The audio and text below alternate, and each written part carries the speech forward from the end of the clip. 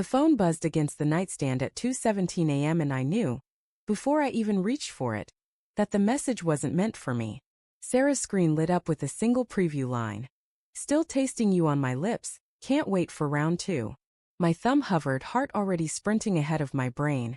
And when I tapped the glass, the full thread spilled open like a wound.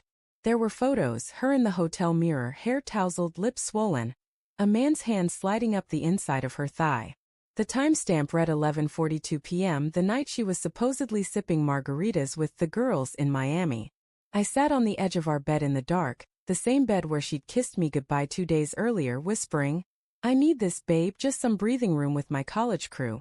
And I believed her because believing her had always been easier than breathing. She'd left on a Thursday, suitcase wheels rattling down the driveway like tiny accusations I ignored. I'd stood at the window watching her Uber disappear, waving like an idiot, proud of how secure we were after 8 years. Sarah was the woman who still wrote me sticky notes on the bathroom mirror. "You're my favorite human," and who cried at shelter commercials even when we couldn't afford another dog. We'd survived her mom's cancer, my layoffs, the miscarriage that left us holding each other in an empty nursery at 3 a.m. If anyone asked, I'd say we were the couple people envied. That's why the first crack felt like a hallucination. She'd been quieter the week before the trip, scrolling her phone under the dinner table, laughing at jokes I couldn't see. I chalked it up to work stress. She managed events for a boutique hotel chain, always juggling vendors and bridezillas. When she said the girls were doing a long weekend in South Beach, I packed her sunscreen myself and told her to send me selfies. She did, 3 tame shots by the pool, sunglasses hiding her eyes, captions like "living my best life," with the palm tree emoji. I liked everyone, proud husband, clueless. But the phone in my hand now told a different story. The man's name was Derek, no last name, just a contact photo of him shirtless on a yacht. Their thread went back 4 months. Inside jokes about late-night inventory. Voice notes that made my stomach flip when I pressed play and heard her moan his name. There were plans. "Tell him you're at yoga, I'll leave the side door open." There were confessions. "I love how you see me, how you don't treat me like I'm already someone's wife." I read until the words blurred, until the room spun, until I had to clamp a hand over my mouth to keep the sound inside. I wanted to hurl the phone, wanted to scream, wanted to rewind to the moment she zipped that suitcase and beg her to stay. Instead I sat frozen, replaying every ordinary second of the last year, hunting for the moment I'd missed the shift. Friday bled into Saturday. I didn't sleep. I fed the dog, watered the plants, answered her breezy texts.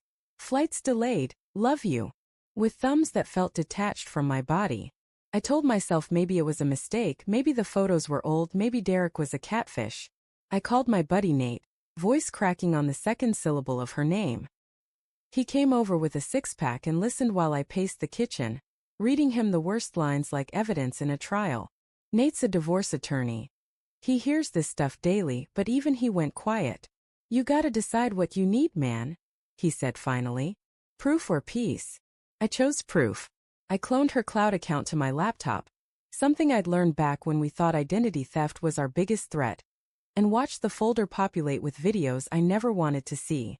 Sarah on a hotel balcony, laughing as Derek filmed her dancing in lingerie I'd bought her for our anniversary. Sarah whispering, "I've never felt this alive," while my wedding ring caught the light on her finger. I closed the laptop and vomited in the sink. Sunday morning she landed. I heard the key in the lock, the familiar jangle that used to mean safety. She walked in smelling like coconut and airport coffee, rolling her suitcase with the same smile she'd left with.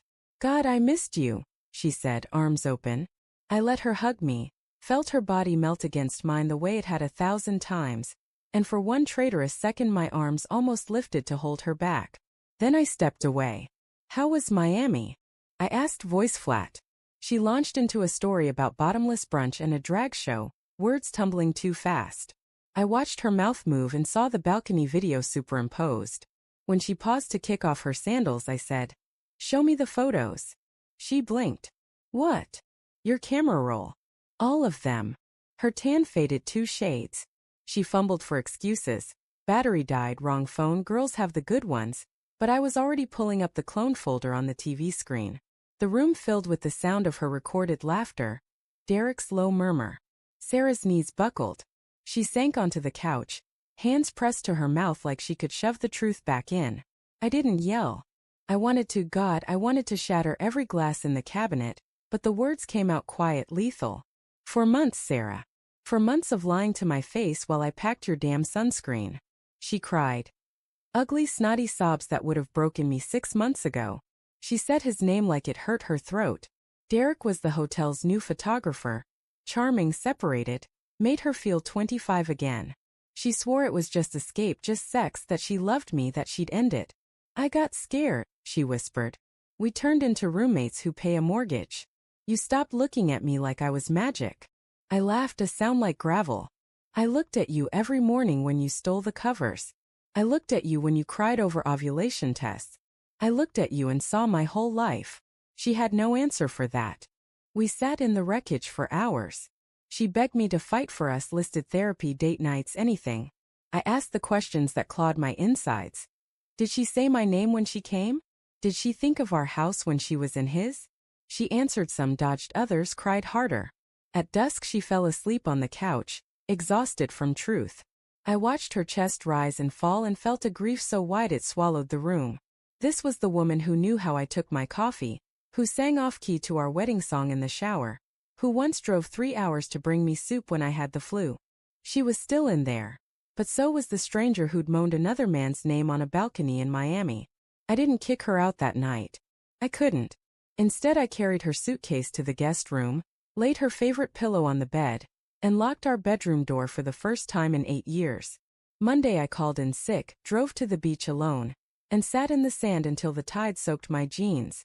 I thought about burning the photos, deleting the videos, pretending none of it happened. I thought about forgiveness and whether love could cauterize a wound this deep.